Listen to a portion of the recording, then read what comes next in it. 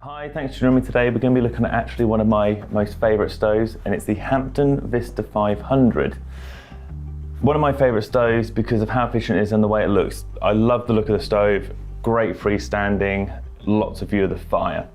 So we're firstly going to look at output and the certifications that the stove has. So this is a 5 kilowatt nominal stove, which is great for ventilation reasons, but it does go all the way up to sort of 7 and as low as to around 3.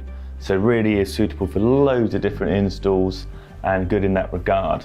As for approvals, over 80% efficient, low particulate output, DEFRA approved, eco-design ready. So we've got all of those accreditations.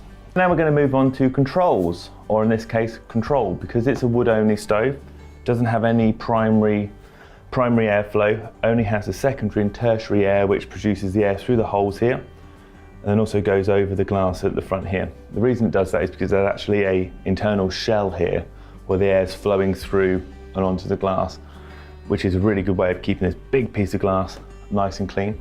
So I'm just going to lean over the stove because the control's on the right, and then just close it right down. Very warm. As you can see, fully closed now, and it's died right off, and the stove's just trickling the last bits of flames through here. And then you want to gradually control it, get it at a good level where it burns nicely and for a long time.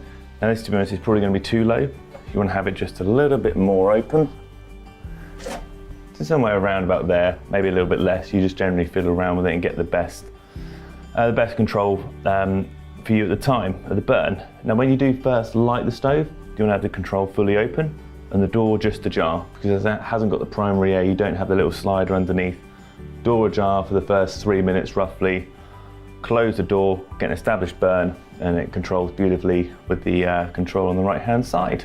I hope these few little features that we've done on this stove have been helpful, but as always, if you have any questions, let us know. Thank you.